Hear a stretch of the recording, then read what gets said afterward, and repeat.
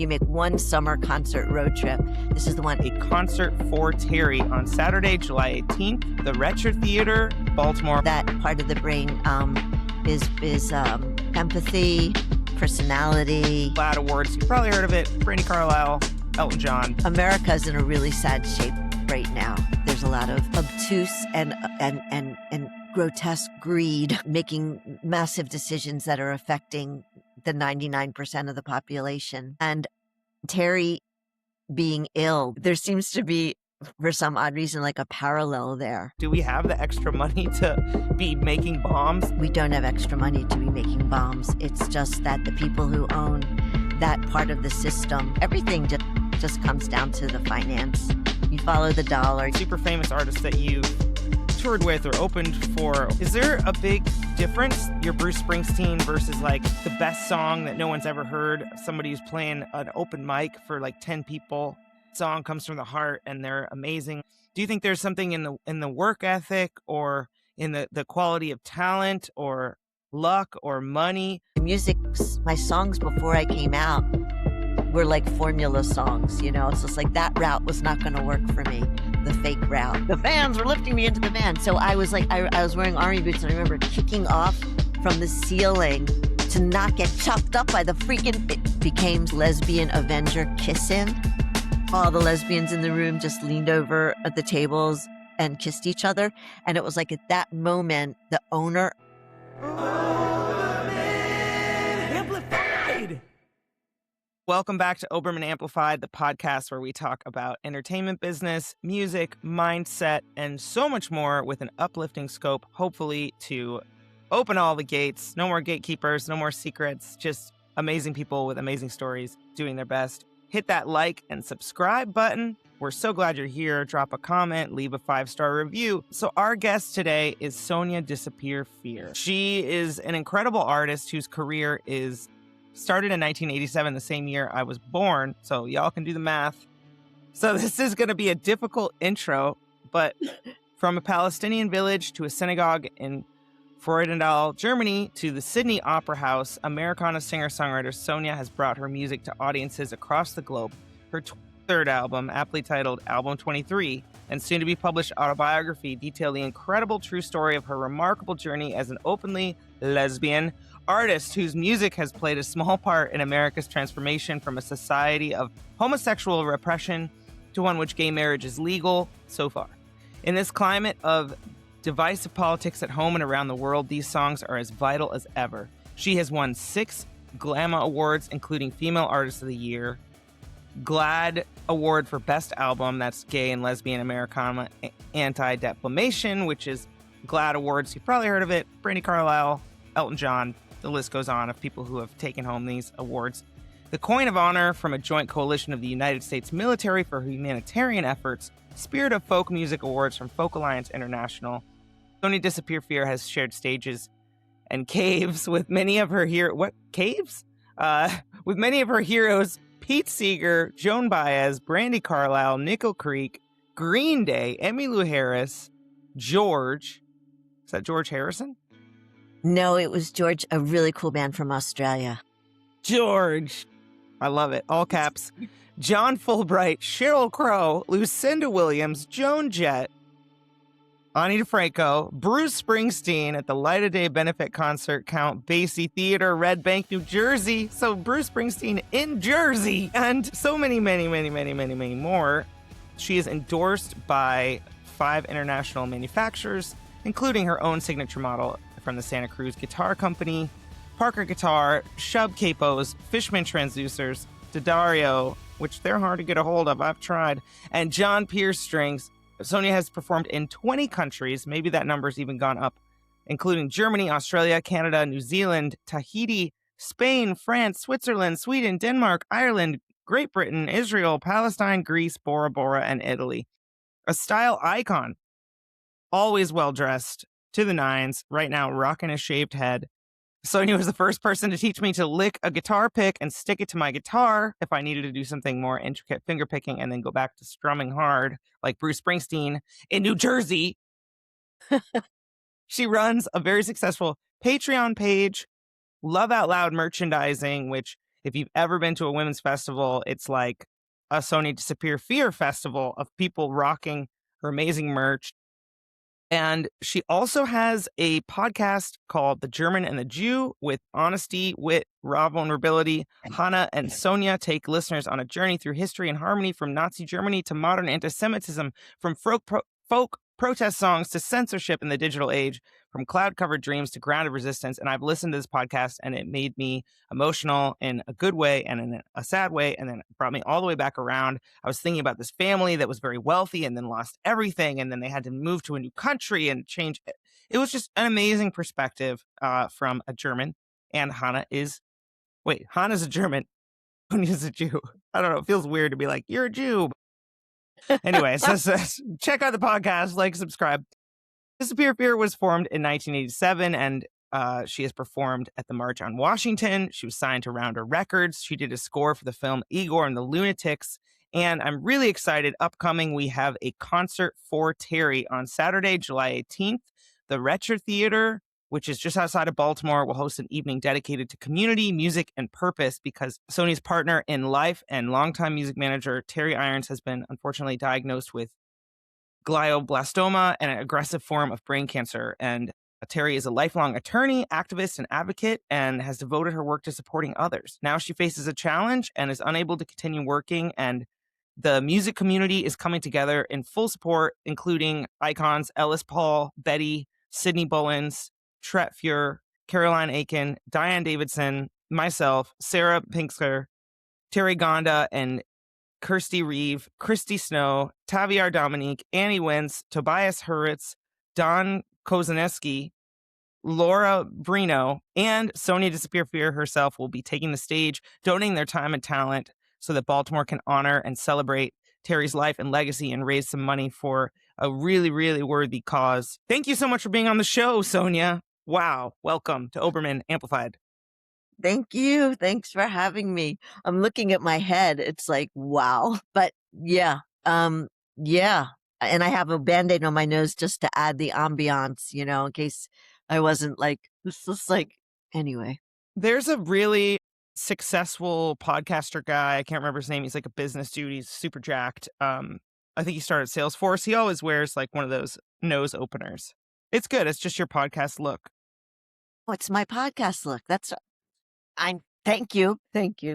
Well, 1987. I wanted to kind of start with the heavy craziness of just Terry being your life partner and manager, and how has cancer changed your experience as a couple and changed your career? Wow.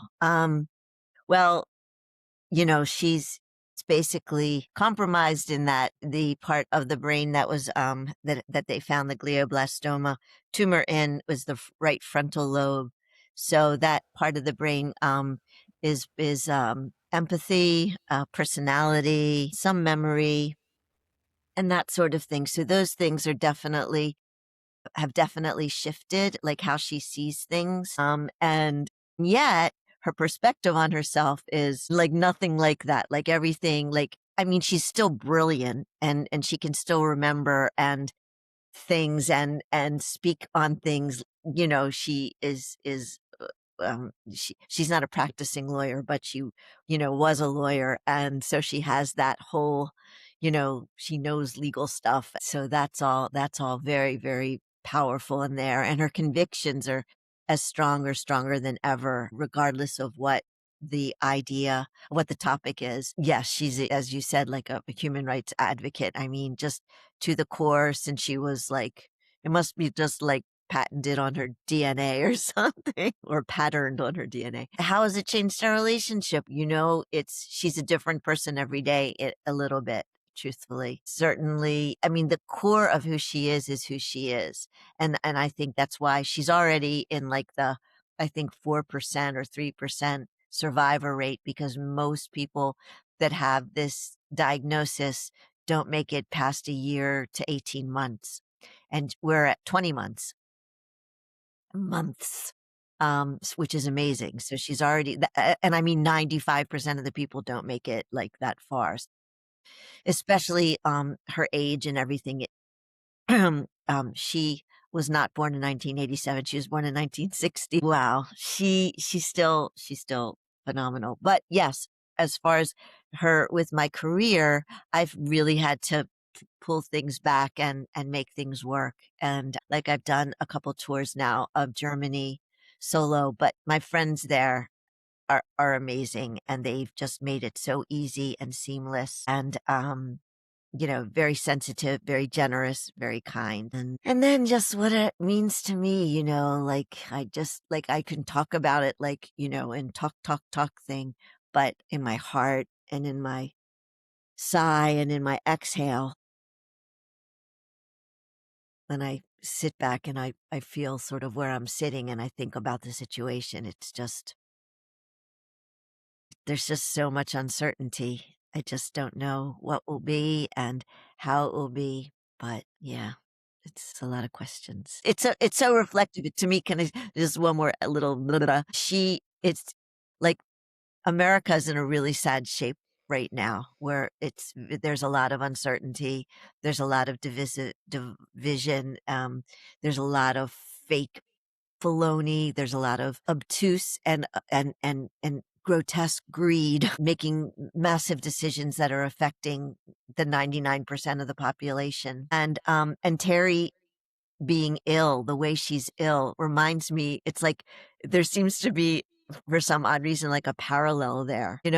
Remember like when E.T., did you see E.T., the But movie? yeah, but yeah. Okay, I love that movie. So when E.T. is like dying, like Elliot can feel it, like what's happening to Elliot and E.T., and it's like it reminds me of Terry and America. Mm, It wow. does. Yeah, it's Well, crazy.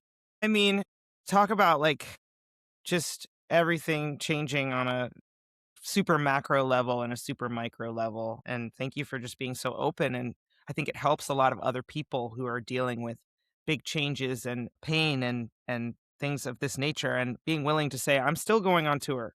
I'm still gonna put together a show and we're gonna do what we do. And I can already tell there's gonna be a lot of love and a lot of energy at this benefit show on July 18th, which you can buy tickets right now. Even if you don't live in Baltimore, buy tickets, make it a road trip, make it a flight trip.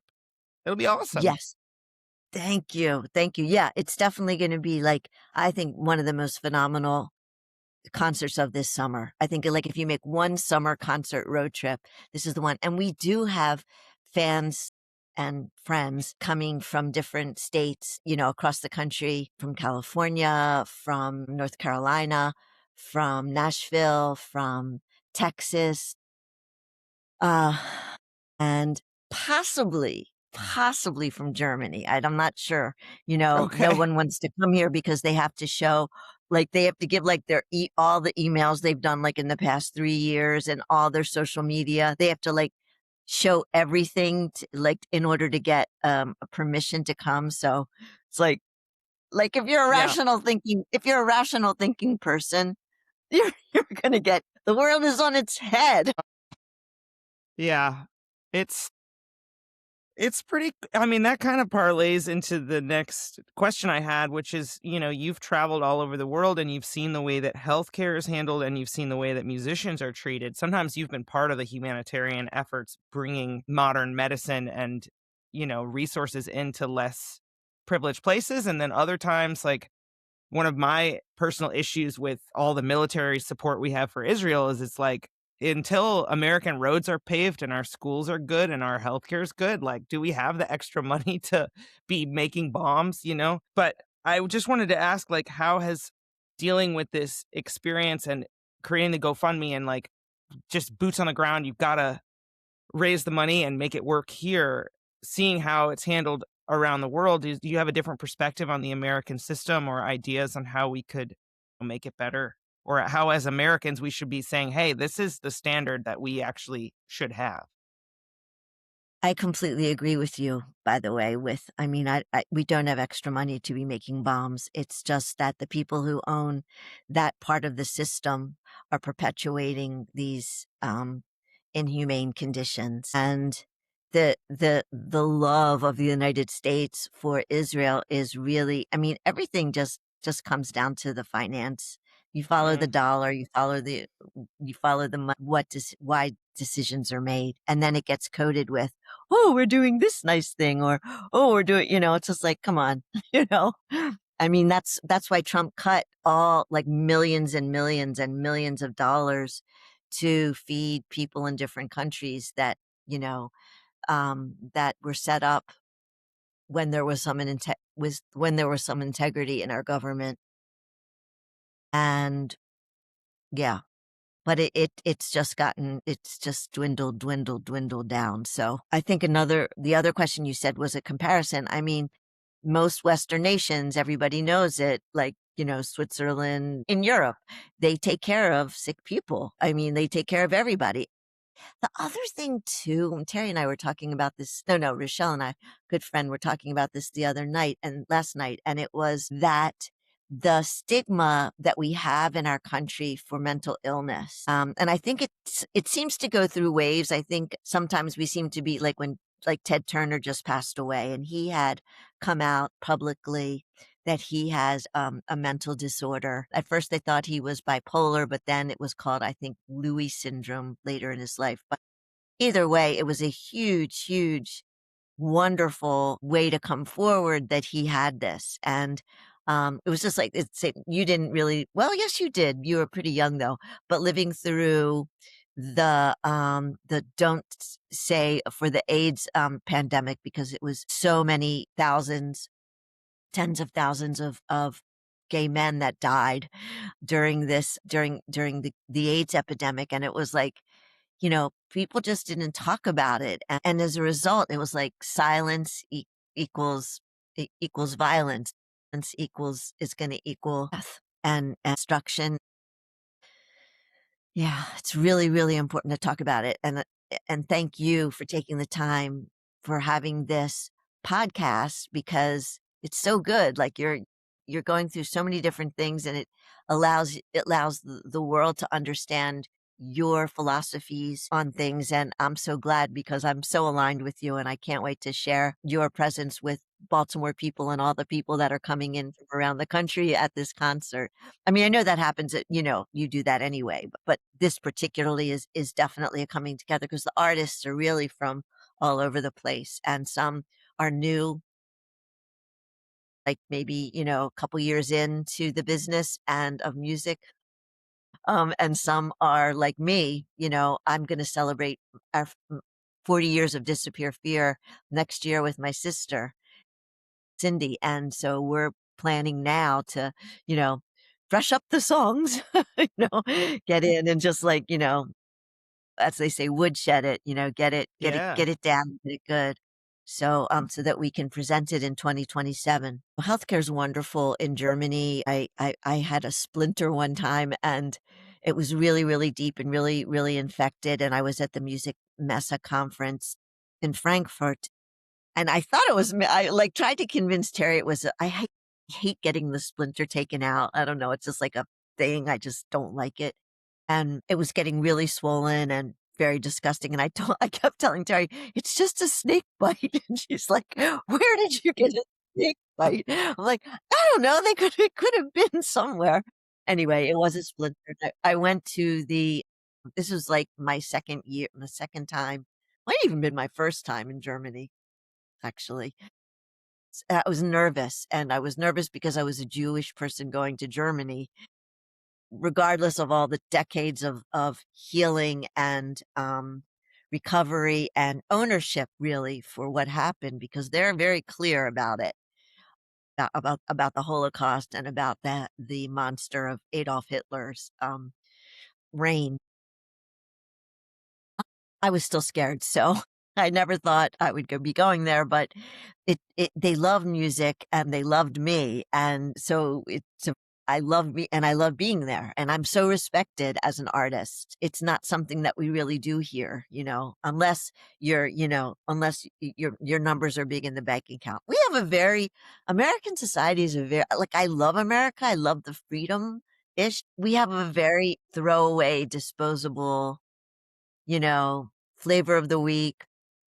trash this, like very piggish lifestyle and because it makes money for people. Like we drank the Coca-Cola. We love the Coca-Cola. And it's, yeah, it's crazy, but it's not crazy. It's just how I went to the medical clinic that they had there. Like they had like a first aid area and there was actually a doctor on duty. And we went into the back room and he said that, so he gave me like, a shot to numb the area. And then he had to like cut in. And he said if he wasn't able to get it, it was going to be even like I would have to come back and it would be like a more serious thing, but he was able to get it. And when he finally did, the little piece, he goes, and he got the piece on the knife. He goes, wood, because he didn't splinter, but it was. Hey y'all, welcome back to Oberman Amplified. I'm your host, Kristen Ford. Make sure you like and subscribe. This time, I'm reviewing Ren's album, Shapes. This record came out on Righteous Babe Records, and it's a really moody, really vibey journey through sound, through healing, talking about things like gender and society and shedding your skin if you were a snake. And it's really like tribal, it builds. Ren is the real deal, based right here in California. Make sure you pick up their new album, Shapes, today. Wood. I was like, yes. So then they just like wrapped it up and they gave me, this antiseptic, like it was like this brown stuff that like numbed it kind of. It was, I don't know what it was, but it was very cool. I mean, if you have to have a wound, that's the way to do it. And then they gave me 2 prescriptions. And I just went, and one was like €7 and one was like €12. That was it. It was very easy. And I didn't have to pay him anything. And I was thinking like, if this was in America, that it would have been like, I won't sue you. I won't, like, there would have been all these like crazy legalities, to it. And the next day he said to come back so he could check it. So I went back the next morning just to make sure everything wasn't infected, blah, blah, blah. And he was out because someone who was working on a site next to the music mesa had severed their hand, like, Oh, no. and I was like, okay, like, so he had to go and like, I guess fix that. I mean, it was a very, very serious thing. And mine was just a splinter. For me, it was big, but for reality, it wasn't perhaps. But yeah. So, but I mean, you've played in Germany and it's a beautiful experience. The more, the better. Yeah. I heard Well, that Barbara Streisand said it's her favorite place too. Like, yep, in the world. even for Barbara Streisand. Well, Yeah. you have always been, such an activist, and you sing in multiple different languages, and you talk about the atrocities that are happening, and you're very educated about what's going on, and also like curious, right? Always learning. But do you think artists today songwriters are activists, or are we all just like chasing attention and the algorithm and very ego focused versus like, I don't know, maybe before the internet came around? I think that we are each are following our own northern light, our own guiding light. For me, I remember I was in a band in the late 70s actually. Um, first I was in cover bands and then I was in another band and it was a lot of it were my songs. It was a trio at the time. I remember playing this one night and it was packed. It was like 800 people in this room. I mean, it was totally breaking every fire law. It was a place called the Galaxy Ballroom in downtown Baltimore above the Marble Bar where Fred Astaire and Ginger Rogers danced on it, and that was its fame. And there's a swimming pool somewhere in the building, but I think the building since then has been demolished. I was so mad because I couldn't hear myself. I was like, people loved it, but I was so angry because it wasn't what I wanted to be presenting. And it was so strange. It was just like, I was almost like, how can you like this? Like, how can you like this? This is such a mess. I remember thinking.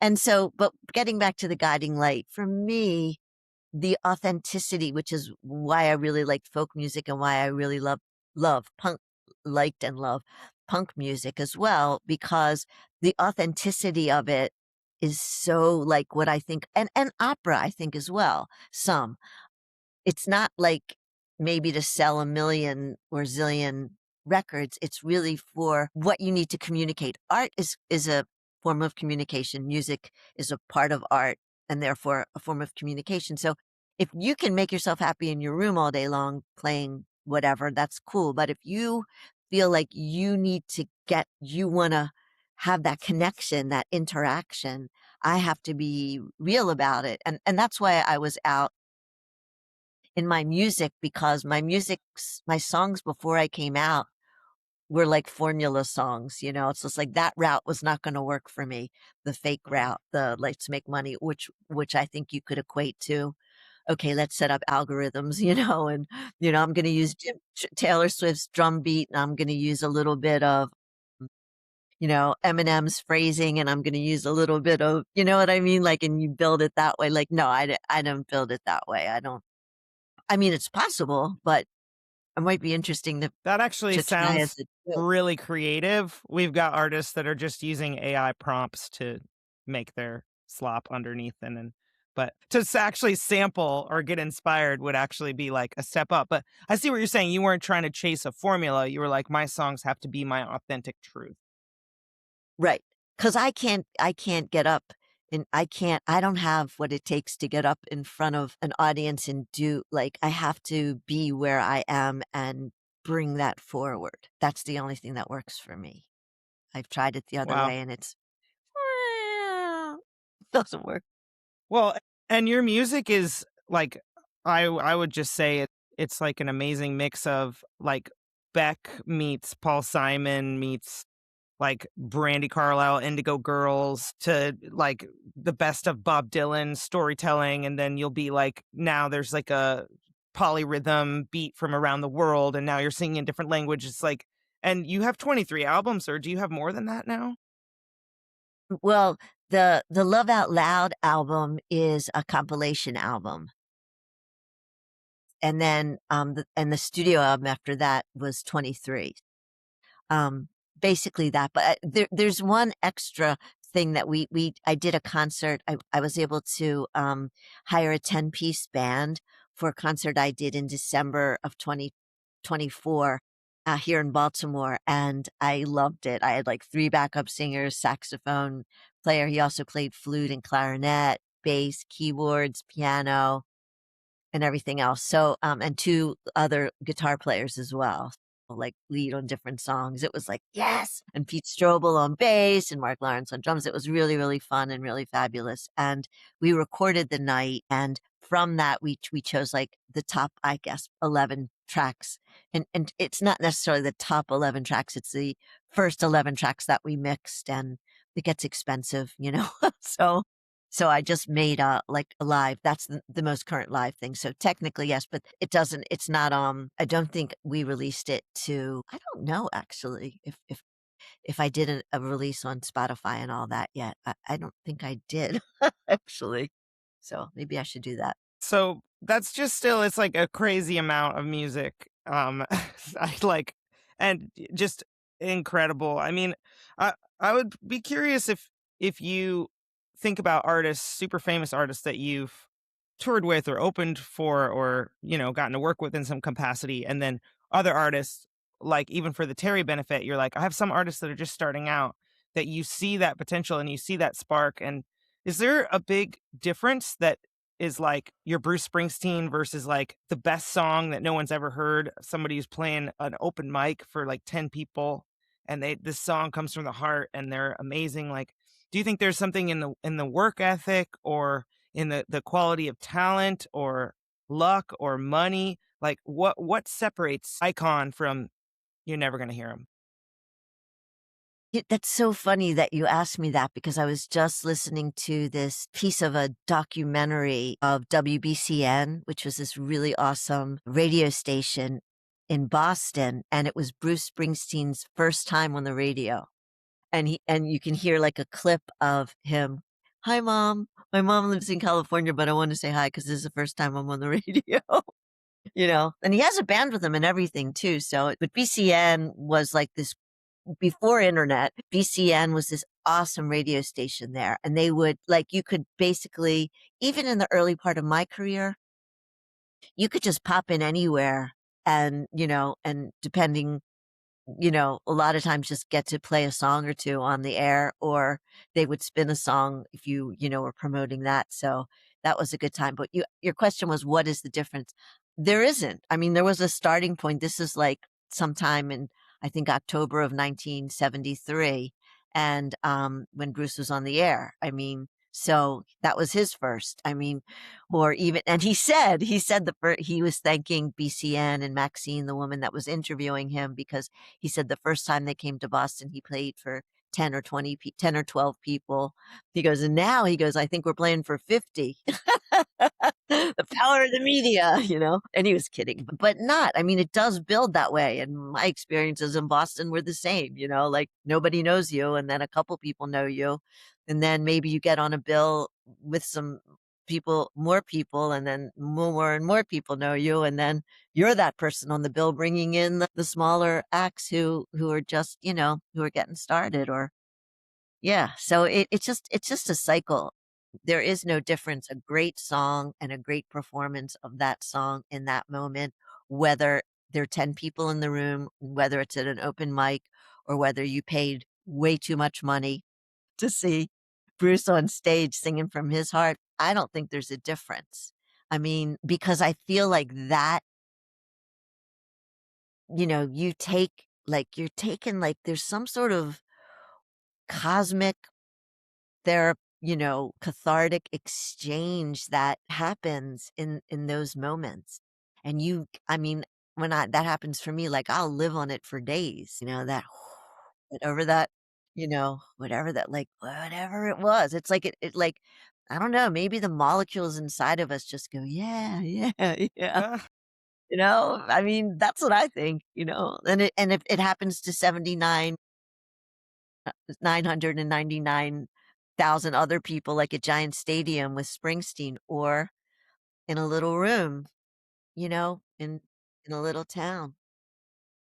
A song is a song, and we're water. We're what is it like? We're actually just souls in these physical forms, and our souls can hear it. I love Yeah. that. Well, you mentioned the price of concert tickets, and I wanted to just share a couple prices of things in 1987. So the average hotel room was $20 to $60 a night, and the average concert ticket was $15 to $20, which in today's money is $45 to $55. And gas was 95 cents a gallon, which adjusted for inflation is about $2.50 a gallon. So, I mean, I think in some ways it sounds like a very nostalgic, amazing time to be touring in the late 80s, when people were they didn't really have they had like two channels on TV, and so you'd go out to the club and you'd hear a band, and you'd want that community and that in person, and then also like getting the amount that you're paid, $15 to $20. I mean, on Wednesday or tomorrow, I have a show that is a no cover show, and it's somehow a benefit. Or for the Terry show, I see that, this lovely theater, tickets are starting at like $48, which I think for some people right now that feels like a lot of money, but it's like in 1987 people were paying the equivalent of $40 for a concert, and everything else costs less, and yet the dichotomy of like there's no out performers, and you, I think, walked away from a major label deal, or were told the offer's no longer on the table because of who you were and wanting to sing about love is love. And, what a big shift from now. Like, we can troll Sam Smith for like going to the Met Gala rather than, oh, you're a gay man. That's the issue. And I guess just, do you feel like in some ways things were easier back then, or are we actually like living in the utopia now, and it's just like a shift to be like, yeah, everything's more expensive, but we can make it work? Well, for me, I sort of lament that it wasn't the internet, because my shows, particularly here in Baltimore in the early days of the 930 Club, I mean, we had like like I would jump into the audience and they would carry me around, and my band would keep playing. We would do like a lot of times we did it during Sexual Telepathy because it had really good dun dun dun dun dun dun dun blah, blah, blah, blah, blah, dun dun dun dun dun dun dun, so so the keyboard player would do some, the guitar player, Howard would do some, Brian Sims would do some. It was very fun. And then then the drummer would go kink, kink, kink, kink, like take his thing. It was great. And I was just being fed around the room, In fact, I remember one time kicking off from the ceiling. The ceiling was like lower where the stage was, and then it was a double level. And actually, my mother was up on the double level at that show where you could like look down, and they were feeding me right into one of those fans, Like and I crowd was like, surfing, they pushed you yeah, into a yeah, fan. yes. I mean, the fans were lifting me into the van. So I was like, I was wearing army boots, and I remember kicking off from the ceiling to not get chopped up by the freaking, like, what? Like, it's just crazy. They were pushing me so close to it because it was hot, it was high up anyway, and the ceiling was low and the fan was right there. So at that part of the room anyway, but I made it back, and they throw you back on the stage and then you do it again. So had that been filmed, that been on the internet, Facebook, I mean, I would have had every label in New York, knocking at my door, but they didn't know what the freak was going on with us, like, I mean, we finally, like, a couple, two, like one or things did happen for us fast. Um, in retrospect, but of course it doesn't seem that way at the time. It's like forever, you know. But yeah, and Jimmy's Chicken Shack did that. They did a video at the 810 when things were going wild and crazy. It's only a room that held about maybe 300 people. I mean, that was like that. The 8x10 at that time was my stone pony. It was like that was my you're coming home. This is great.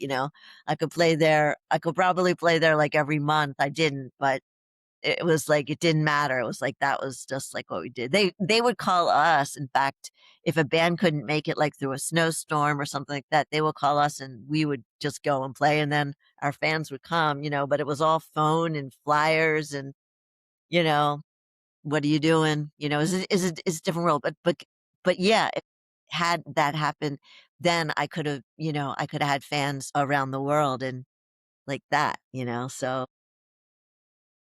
But they but would have yeah, been too busy holding their phones to lift you up to crowd surf. They would have been trying to get the video of you kicking off the ceiling, and right. they wouldn't have been as involved. You're right. You're right. Phones do suck the life out of you for sure. But yeah, yeah. I don't know. But you're So, right. I never thought I would look back and think like that the 90s were like this like quiet retro, age, but it was, you don't know it at the time because you only know where you are as you are. It's different. do you have any resentment to the people in suits and big corner offices that were like, "No, you can't do the lesbian thing. We're not going to do this," even though you knew the music was there and you knew you're like, "I have fans all over the world. Like, this is who I am." The funny thing is so many people like in those suits and stuff would come and talk to me like personally, like I have relationships, friendships. And that like this one guy told me that like his first son was created while they were listening to my Deep Soul Diver album. Okay, so I was kind of in the room with you. I wasn't in the room with you, like who says that? But like, you kind of know sometimes like what's going on. So and did I get signed to his other publishing label? Nope. But I don't think I can, if I continually judge my career by what's not happened, it's an empty, it's just so hard. It's like, no. I mean, like this friend of mine is a philosopher, a doctor of philosophy. His name is Stefan Harzan. And he said to me a couple of weeks ago in Germany, he said, you know what? He says, you know what I say to is glass half full or half empty? And I say, what? He says, well, I say, get a smaller glass. And it's always full. And it's perfect science, right? I mean, like, of course, there's so many options. So, yeah. So, in fact, did you know what the initials Yahoo stand for? No. So Yahoo, I heard the two guys, this is from the 90s. I heard these two guys on NPR being interviewed, and they said Yahoo stands for you always have other options, which I really liked because you do. Yeah. Wow. Well, I mean, and you have a Patreon and you have had success internationally, maybe on a level that's more sustaining than in the United States. And I think a lot of artists are like, yeah, I want to tour abroad, and they're not really sure where to start. And then also I've played some music festivals where like you always have a booth for your merchandise beyond just setting up right before and after the gig. You're like, I'm going to be established here and I'm selling t-shirts in every size of like many different styles. And sometimes I see smaller artists where they don't even get the merch out of the car because they're like, it doesn't matter. I'm not going to sell any anyway. And so, what do you think is the mindset to just Yahooing it? You always have other options. Like, how have you always just had a really expansive mindset or been like, oh, this door is locked, I'm going to find a window? Or has it just been an evolution that's natural for you?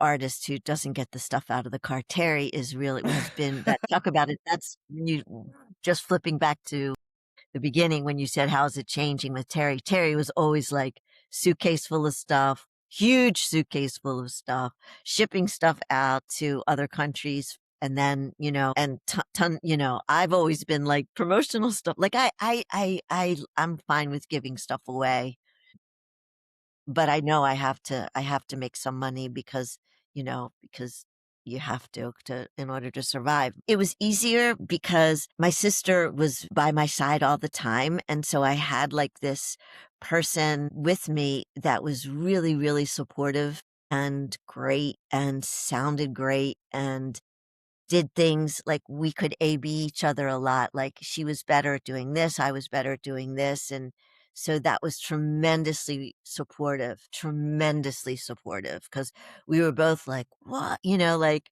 and we, and then, we would be driving together or whatever, and then we would hire a friend to drive for us, or if it was a really long thing. But having another person, and again, having Terry, my manager and or ex-manager and wife, because she's not actually my manager anymore, was also going through it together. It was great.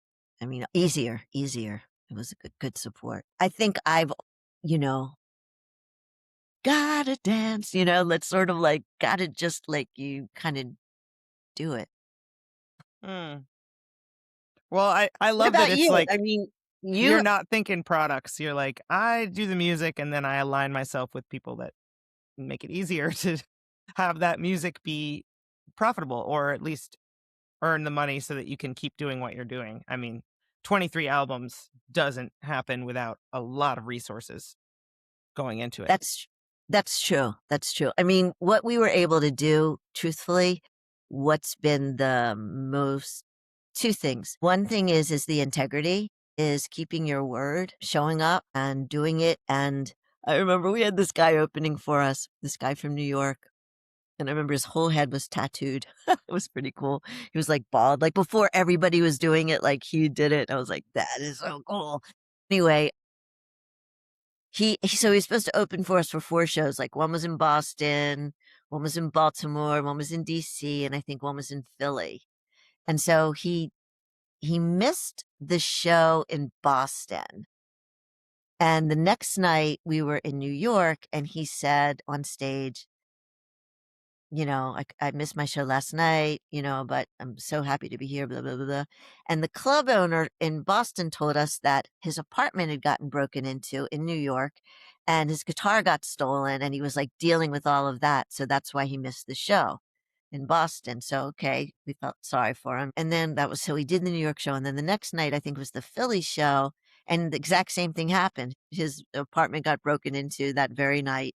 Because the guy told us, it's like he just like didn't show up. Like, I mean, he was just like he had a great excuse, and we all like it worked the first time, but it didn't work the second or third. So anyway, keeping our word was really was and it was good. And also we were able to say, hey, like why like I remember one time we got shorted a lot of money, and we had sold out. This place was about 800 people in Baltimore, and the guy paid us at the end of the night, and we had a clicker person at each entrance so we knew what the numbers were.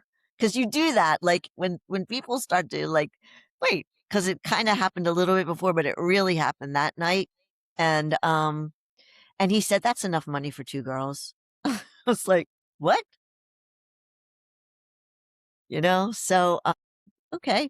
So we walked, like, it was like downtown Baltimore near where the Block is. And the Block in Baltimore is the strip club area where you can see people stripping and, get lap dances and stuff, that sort of thing. And then right around the corner, of course, from that is the police station. So we walked to the police station and said, we just got ripped off at a club. And he was like, really? They didn't care. Like, they didn't do anything. It was commerce in the area. They're selling beer, they're making money. They didn't do anything. Mm. But we tried different things. We got booked one time, Light Fare restaurant downtown, and I was working on songs. How like you want to get your songs in front of people, see what's hitting and what's not hitting. And so at least I did that. You do that? I do that. Yeah, cool. So it makes sense. So plus you get to memorize your lyrics and chords and everything too, right? You're doing your homework. So we got booked. We were playing there every Wednesday for like 6 weeks, which was perfect because we were around Baltimore and our gigs were starting up in the fall. This was in the summer. Played the first show, went fine. The second show, because the first show was whatever, it was like it became some sort of like lesbian Avenger kiss-in. So at like one point, like all the lesbians in the room just leaned over at the tables and kissed each other. And it was like at that moment, the owner of the venue, because we got booked by the bar person who was a lesbian who liked us, and she was cool, and I think her name was Sandy. Anyway, and he saw this and he was just like, that's it. This is over. This is not happening. And he broke contract. And we took him to, they had a Office of the Commissions of Unfair Practices or something that Kurt Schmoke, our mayor, and we said this, we took it to them as a negotiating thing. And their other business besides owning this club was they owned some antique stores in Baltimore, which was very popular with the gay male community in Mm. Baltimore. And they didn't want to have a bad name for that. Their offer was, we're going to donate, I don't know if it was $1,000 or $5,000 that we would have made to AIDS, to Hero, which was a big AIDS group in Baltimore as compensation. And we said, that's a great idea. And you can do this, but this is really not resolved. So Yeah, I mean, that's anyway, great to support a cause, but what about your band? And I can't believe you had packed it full of fans who were spending money and buying tickets, and they're shutting you down for some yep. kisses? Because they thought it Wow. would offend their regular audience, because it was only like lesbian night when we showed up, which was Mhm. true pretty much everywhere. So, it was funny because you go into like Hammerjacks, was just this total metal. Like I saw Joan Jett there. I saw Cyndi Lauper there just because she was huge, and it was great to see her in such a small club. Probably held about 1,000, 1,200 people or something, kind of under the Beltway in the Inner Harbor area. Um, and then when we came, like we were there, like everybody just like sat down on the floor, and it's just my guitar and me and Cindy singing. In the most of the time, first years, that was who it was. Then we added, like our first band, I had cello and marimba. That was very cool with guitar and vocals. And that was short lived. And then we had like really these two amazing brothers. One played bass, one played drums. They had had major label deals, like in funk bands, and they were great. That lasted for a little while, and then what we could make more money and make it more solvent with just me and her. And then we ended up, taking a chunk, 15% to our agent, another 15% to management. So 30% off the top was going out. Uh, and then we used about 30% to pay each other, and then 30% to pay our expenses, gas, food, whatever. And each other meant like whatever our rent and food and insurance was and all that stuff and our lives. And then when we had to take that 30%, same system, and split that 4 ways or 5 ways with the band, it was tough. It was harder financially. So, but 2 was easy. Well, Sonia Disappear Fear, I'm so glad that we get to chat. I could chat with you all day, but I do have a little segment that I hit all our guests with. It's Leave Me With a Smile. This was my grandmother's piece of sheet music. Can you leave us with a joke or a funny story, maybe an international road horror story, or just something wild to leave us with here on Oberman Amplified? The first thing that comes to mind is that so the bands that I was in before Disappear Fear were pop bands. And we're talking the 80s, right? So like, Duran Duran, all the bands you can think of them with the big hair and everything. And we went in and we did this interview with a very wonderful and renowned folk DJ named Gene Shea. And he was also the announcer at the Philadelphia Folk Festival for like 40 years.